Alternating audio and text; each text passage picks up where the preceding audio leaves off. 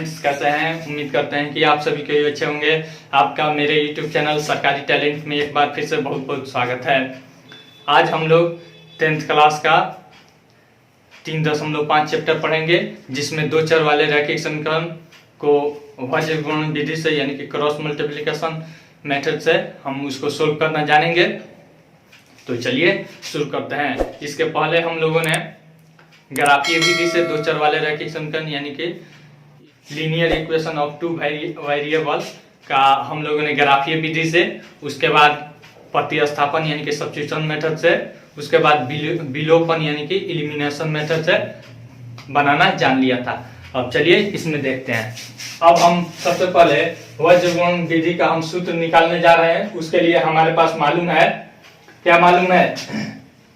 हमारे पास मालूम है कि उसका मानक रूप, दो चर वाले रैखिक समीकरण का मानक रूप क्या होता है?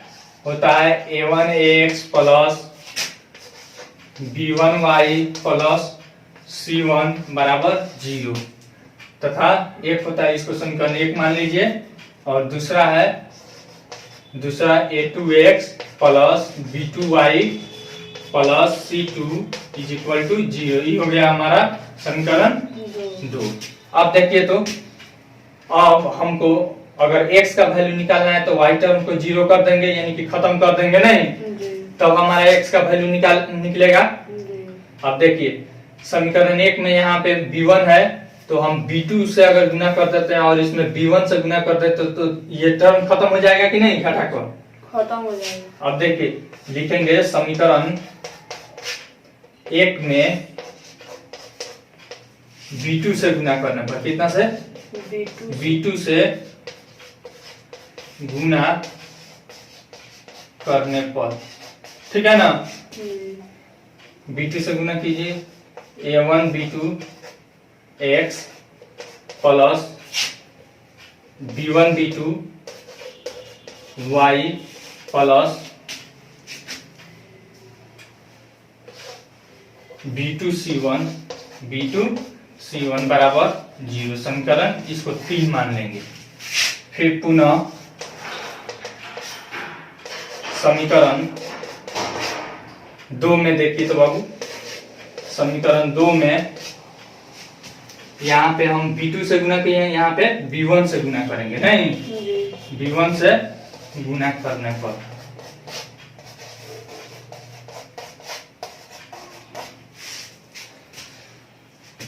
b2 से हम गुना करेंगे। देखिए तो समीकरण 2 में तो क्या हो जाएगा? a2 b2 b1 से गुना करेंगे, नहीं तो यहाँ पे हो जाएगा a2 b1 ax, फिर प्लस है b1 b2 y, फिर प्लस b1 c2 बराबर 0। ये हो गया हमारा समीकरण 4। अब देखिए तो समीकरण 3 में से समीकरण 4 घटाएंगे तो कितना बचता है? समीकरण 3 घटाओ 4 करने पर, या सिंपल आप लिख सकते हैं समीकरण 3 में से 4 घटाने पर। अब देखिए तो समीकरण 3 कहाँ है? a1 b2 x plus b1 b2 y plus b2 c1 बराबर 0। अब इधर का देखिए तो a2 b1 x, फिर यहाँ पे प्लस b1 b2 y, फिर प्लस b1 c2 बराबर 0। अब घटाया जाता है तो क्या हो जाता है? चिन्ह हमारा बदल जाता है। प्लस है तो माइनस, प्लस है तो माइनस, और यहाँ भी माइनस, ठीक है ना? ये तो कट जाएगा, बच जाएगा हमारा a1 b2 x minus a2 b1 x, फिर यहाँ पे प्लस है b2 c1 माइनस, प्लस किस में बदल गया? माइनस में b1 c2 बराबर 0। 0 में से 0 घटाएंगे तो 0 ही रह जाएगा। अब ऊपर वाला मिटा देते हैं।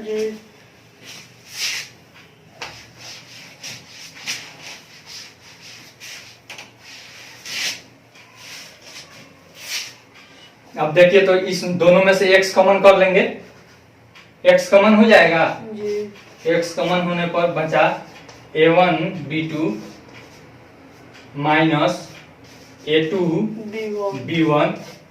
फिर यहाँ पे अब देखिए तो यहाँ पे ये प्लस में है, बराबर के इधर जाएगा तो माइनस में, माइनस है बराबर के उधर जाएगा तो प्लस में, तो हम बराबर यहीं पे लिख देते हैं।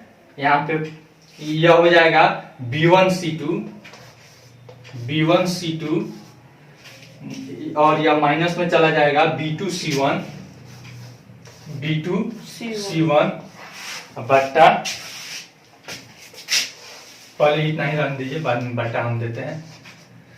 अब देखिए या का चिन्ह दे दीजिए। अब x यहाँ पे वेरिएबल है, यहीं पे रह जाएगा, यहाँ पे गुना है, इधर आएगा तो भाग में, तो x बराबर हमारा हो जाएगा यहाँ पे b1c2 माइनस b2c1 बाई, यहाँ पे गुना है, इधर आएगा तो भाग में a1 b2 minus a2 b1। देखिए तो x का हमारा वैल्यू निकल गया कि नहीं, b1c2 minus b2c1 by a1 b2 minus a2 b1। ठीक है, एक हमारा x का वैल्यू निकल गया। हम इसी तरह से y का भी वैल्यू निकाल सकते हैं, तुम लोग बनाकर लेकर आएगा। ठीक है, अब देखिए इसको याद करने का तरीका क्या है। x है बक 12 और बक 21, नहीं जस्ट पलट जा रहा है, फिर अब 12 और माइनस अब 21। ठीक है, फिर यहाँ पे हम देखते हैं y का भी वैल्यू हम निकालते हैं, इसको मिटा देते हैं, केवल हिंट्स दे देते हैं कैसे आप निकालिएगा। यहाँ पे हमारा क्या आया था बोलिए। अब देखिए समीकरण 1 लेते हैं। समीकरण 1 में हमारा क्या था, a1x plus b1y plus c1 बराबर 0। यह हमारा समीकरण 1 था। समीकरण 2 में था a2x plus b2y plus c2 is equal to 0। समीकरण 2 था। अब देखिए हम अभी x का वैल्यू निकालने के लिए y टर्म 0 किए हैं, ठीक है ना। अब हमको x टर्म 0 करना पड़ेगा। अगर y को हम निकालना चाहते हैं तो हम क्या करेंगे, x टर्म को 0 करेंगे। तो x टर्म को 0 करने के लिए यहाँ पे a1x है, नहीं a1x है, तो अगर इसमें a2 से हम गुना कर दें तो यह हो जाएगा a1 a2x, नहीं, और फिर इसमें हम गुना कर दें a1 से तो यह भी हो जाएगा a1 a2x, और बाकी सब में जैसे गुना किए हैं वैसे गुना कर लीजिएगा। और फिर यह कौन सा टर्म, यह x टर्म खत्म हो जाएगा, y टर्म बचेगा, तो इसी तरह से उसका वैल्यू निकल जाएगा कि नहीं जी। अब यहाँ पे BC है तो वहां पे क्या हो जाएगा, CA है या AC आ जाएगा। ठीक है जी। चलिए y बराबर सूत्र लिख देते हैं। y बराबर हमारा हो जाएगा, नीचे तो यही रहेगा सभी में, ठीक है, a1 b2 minus a2 b1, और ऊपर में क्या रह जाएगा, यहाँ पे BC है तो BC के बाद आता है CA, तो C1 a2 minus C2 a1। यही ना होगा बाबू y का वैल्यू, का 12 और का 21। ठीक है, आसान है कि नहीं, इसको तुम लोग कल्पना कर लेकर आएगा। चलिए अब हम सवाल देखते हैं। एक्सरसाइज 3.5, इसको मिटा दें जी।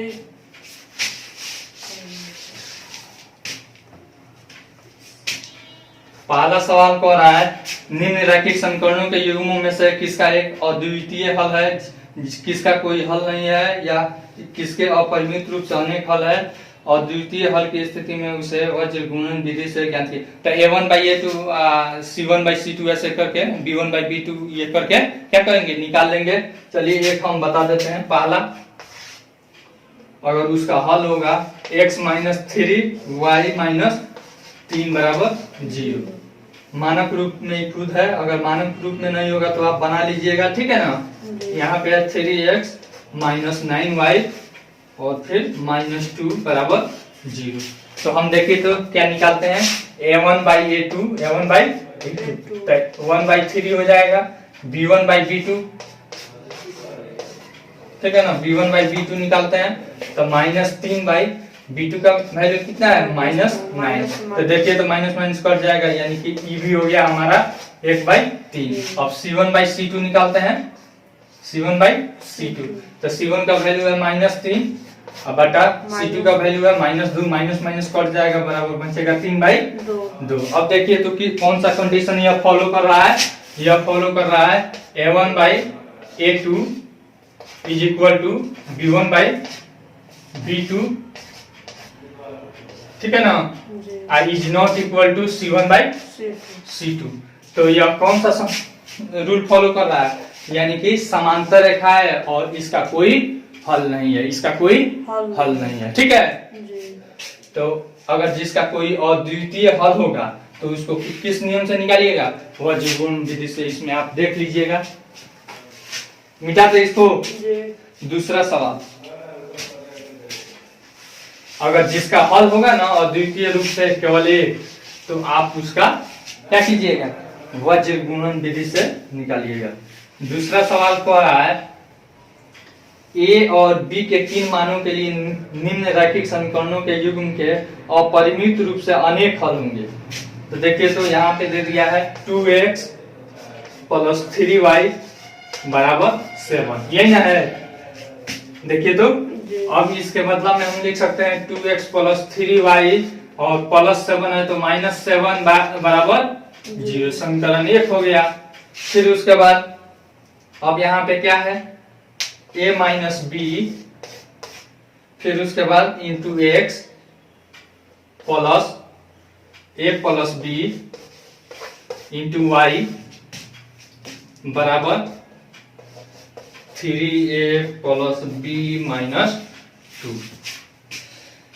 अब देखिए तो या का चिन्ह आप मन करे तो दे दीजिए या रहने दीजिए। a - b into x plus a + b into y। अब देखिए यह बराबर के इधर है, इधर आएगा तो क्या हो जाएगा, यहाँ पे -3a - b + 2 = 0। यह हो गया समीकरण 2। अब हमको कह रहा है कि अनेक हल होंगे। अनेक हल के लिए कौन सा कंडीशन होता है, अनेक हल के लिए होता है A1/A2 बराबर B1/B2 बराबर C1/C2, ठीक है ना। तो अब देखिए इसका A1 क्या है, 2 है, A2 3 है, भले A2 पर है, B1 क्या है, 3 है, और C1 क्या है, -7 है, ठीक है ना। और इसमें देखिए तो इसमें A2 a - b है, यहाँ पे B2 है a + b और C2 हो जाएगा हमारा यह पूरा, ठीक है, -3a - b + 2, ठीक है ना। तो अब हम क्या करेंगे, अब इसका वैल्यू पुट करके हम निकालेंगे, ठीक ना। अब इसका समीकरण बनेगा, इसको निकालते हैं, A1/A2 करते हैं। तो A1 कितना है, 2 फिर यहाँ पे B कितना है, A2 कितना है, a - b, फिर बराबर B1/B2 करते हैं। तो B1 कितना है, B1 देखिए तो 3। अब यहाँ पे हम +3 नहीं है जी। उसके बाद B2 कितना है, a + b, ठीक है। अब इसको हम सोल्व करते हैं और a b को निकालते हैं, देखते हैं कहां तक पहुंचता है। क्रॉस मल्टीप्लिकेशन करेंगे, नहीं करेंगे जी। तो यहाँ पे हो जाएगा 2a + b + 2b, ठीक है ना, 2 से दोनों में ना गुना करते हैं जी। यहाँ पे हो जाएगा 3a - 3b।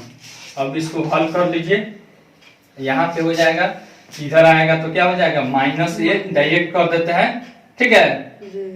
यहाँ पे प्लस है, यह आएगा माइनस, इधर आएगा तो माइनस नहीं हो जाएगा, क्या हो जाएगा -a, फिर यहाँ पे देखिए 2b प्लस में और ई माइनस है, इधर आएगा तो क्या हो जाएगा +5b बराबर 0। यह हो गया हमारा समीकरण 3 मान लीजिए, ठीक है ना। अब इसको मिटा देते हैं, एक हमारा निकल गया। अब फिर क्या करेंगे, B1/B2 बराबर C1/C2 निकालेंगे, ठीक है ना, और तब हमारा वह सोल्व हो जाएगा।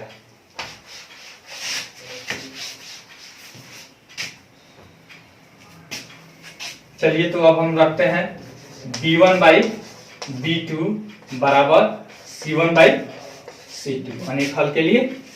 अब B1 का वैल्यू हमारा कितना है यहीं पे रख देते हैं। देखिए तो B जब मिटा दीजिए, चलिए तो यहीं से लिख देते हैं B1 by B2 3 by A plus B और C का वैल्यू हमारा कितना है C1 का, देखिए तो किताब में हम देख लेते हैं। हमारा C का वैल्यू -7 आया है। क्या आया है? -7 बाई, और यहाँ पे C2 का वैल्यू आया है -3A, फिर उसके बाद है -B और +2, यही ना आया है बाबू। अब इसको सोल्व करते हैं, तिरछा तिरछे गुना करते हैं तो 3 तिहाई 9 -9A, फिर यहाँ से -3B, फिर यहाँ पे +6 बराबर। अब इसको इधर लेकर जाते हैं, गुना करते हैं तो -7A और -7B। देखिए तो -9A और ये आएगा माइनस में, इधर प्लस हो जाएगा नहीं, तो -9 और +7 क्या हो जाएगा -2A, फिर उसके बाद -3B और ये आएगा इधर तो क्या हो जाएगा प्लस में, यानी कि +4B। अब यहाँ पे 6 है नहीं, तो अब देखिए तो इसको बराबर देकर +6 इधर आएगा तो -6। यह हो गया समीकरण 4। ठीक है ना। अब इसको मिटा देते हैं, यह समीकरण और यह समीकरण हमारे पास है। अब इससे हम क्या करेंगे, इसको निकाल लेंगे। अब देखिए तो समीकरण 3 में अगर हम 2 से गुना कर दे तो A का वैल्यू खत्म हो जाएगा कि नहीं? तब लिखिए, या फिर हाँ ठीक है उसी तरह से लिखेंगे। समीकरण 3 में 2 से गुना करने पर, 2 से गुना करना,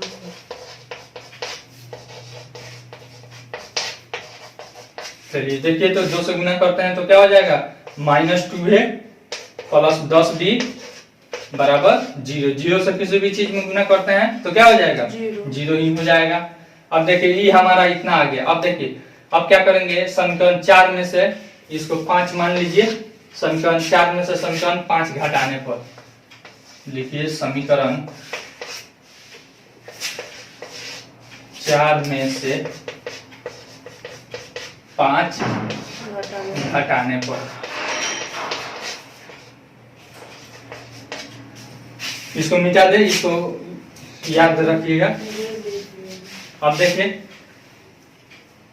समीकरण कितना 4 ना है तो -2A है प्लस 4B है बराबर -6। अब समीकरण -A लिखिए ना, समीकरण 5।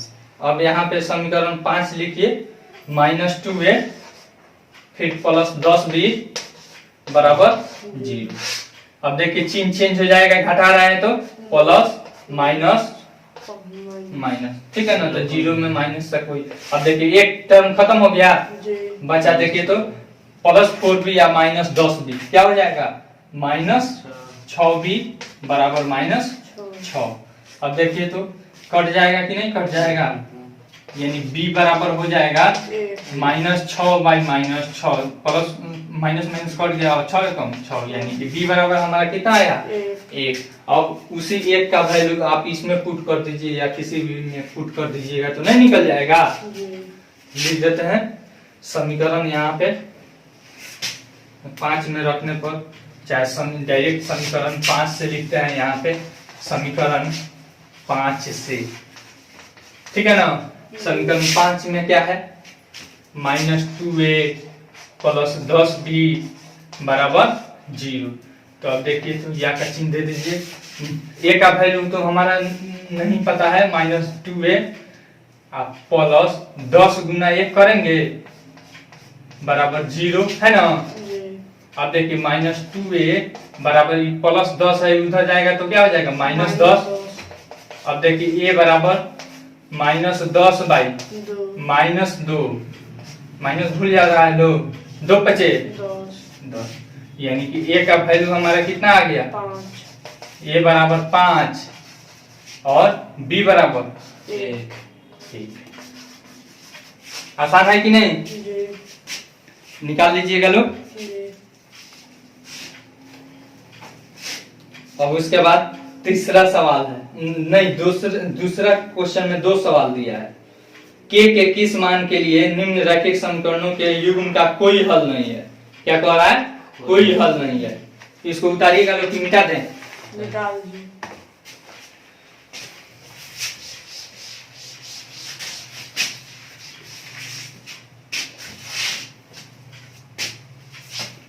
अब देखिए तो दूसरा सवाल कह रहा है, दूसरा नंबर का दूसरा सवाल कह रहा है के किस मान के लिए कोई हल नहीं है। तो कोई हल नहीं के लिए क्या होता है?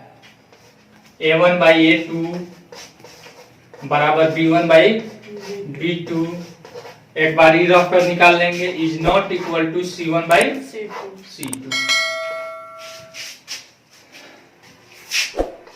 ठीक है। अब देखिए तो हमारा समीकरण दिया है 3x प्लस वाई बराबर 1, और फिर इसको मानक रूप में रख लीजिए 3x प्लस वाई माइनस 1 बराबर 0, और फिर यहाँ पे दिया है 2k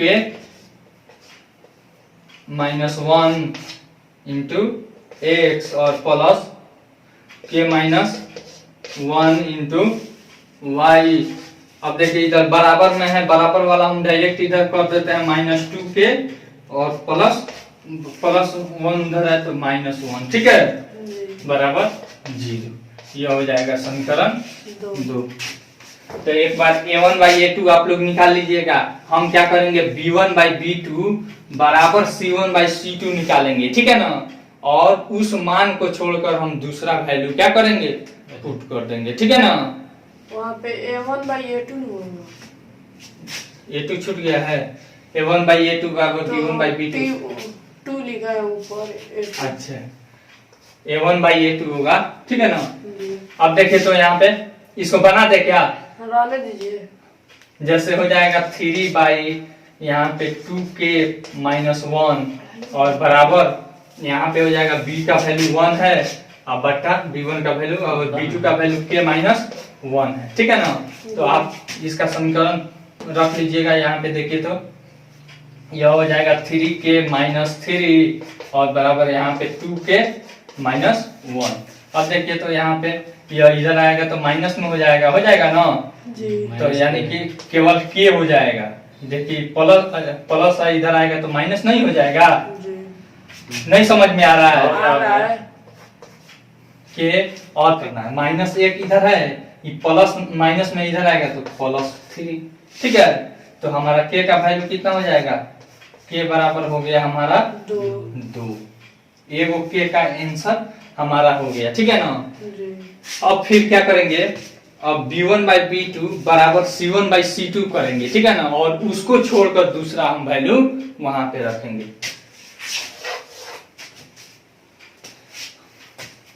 अब देखिए यहाँ पे b1 बाई b2 बराबर c1 बाई c2, ये करके मान निकालेंगे और C1 बाई C2 होगा। c1 बराबर यही लिखा जाएगा। अब देखिए तो b1 का वैल्यू कितना है? 1 बाई k माइनस 1 और बराबर c का वैल्यू कितना है? -1 है और बटा यहाँ पे क्या है? -2 k और -1। ठीक है, इसको मिटा देते हैं ऊपर वाला। जी।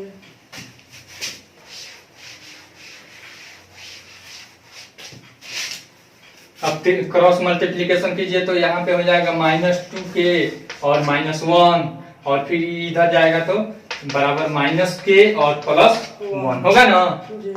अब देखिए -2k है और ये प्लस है तो प्लस, माइनस है तो इधर आ जाएगा प्लस, और यहाँ पे +1 है और यहाँ पे माइनस है तो ये भी +1 हो जाएगा। जी। अब देखिए -2k या +k तो एगो क्या हो जाएगा? -k हो जाएगा कि नहीं? -2 में से 1 हो जाएगा तो -1 नहीं बचेगा। -1 के बराबर ही क्या हो जाएगा? 2। तो अब देखिए यानी कि k बराबर क्या हो गया? -2। k बराबर -2। तो अब लिखेंगे कि -2 को छोड़कर k का वैल्यू -2 को छोड़ छोड़कर। तो यहाँ से डायरेक्ट यही हो जाएगा, यहाँ पे लिख देंगे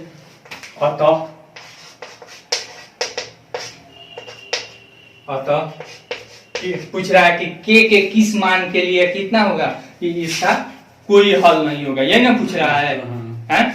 तो अतः के बराबर 2 तथा -2 को छोड़कर, या फिर सिंपल केवल 2 लिख दीजिएगा, हो जाएगा इससे काम, ठीक है ना। 2 को छोड़कर समीकरण का कोई हल नहीं है, यहाँ पे लिखिए समीकरण का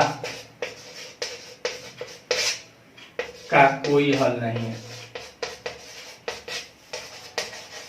कोई हल कहने का सेंस है के बराबर 2 हो सकता है, लेकिन -2 कभी नहीं हो सकता है, ठीक है ना। अतः के बराबर कितना आंसर होगा, 2 होगा, ठीक है ना। इसको मिटा दें।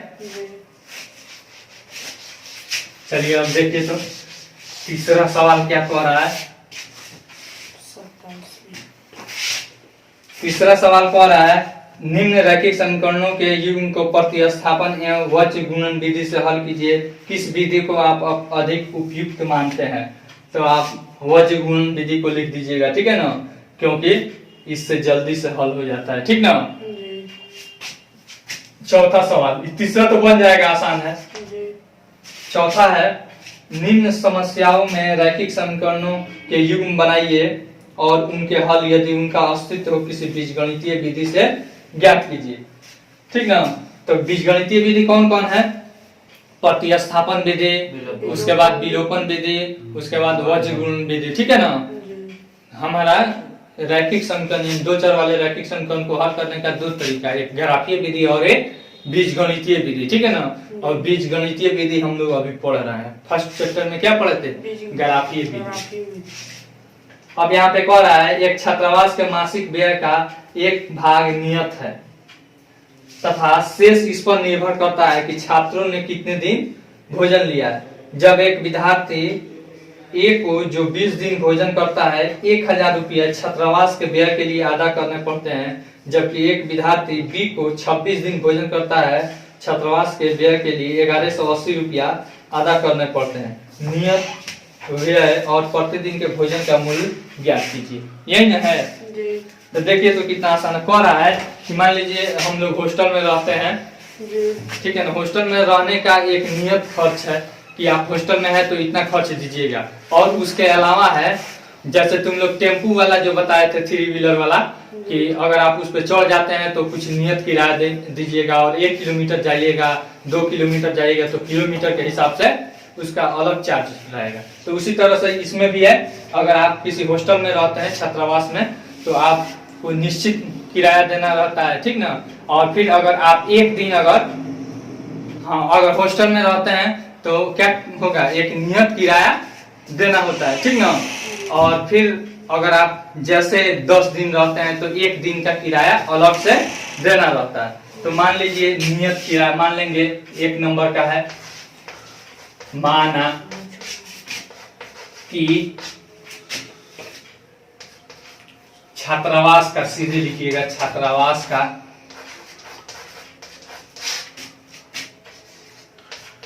नियत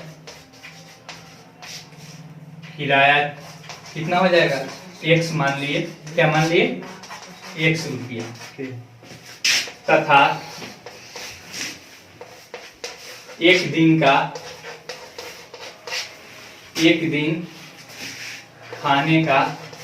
खाने का ही ना पूछ रहा है बाबू,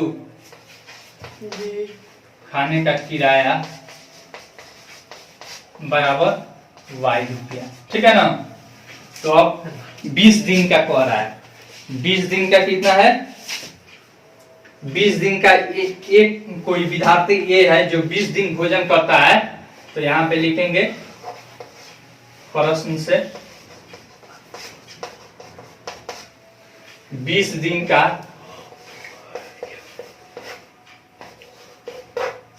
का भोजन बराबर क्या कितना है 1000 है। कितना है 1000। तो अब देखिए तो नियत हो जाएगा x और प्लस 20 गुना y यानी कि 20y बराबर 1000।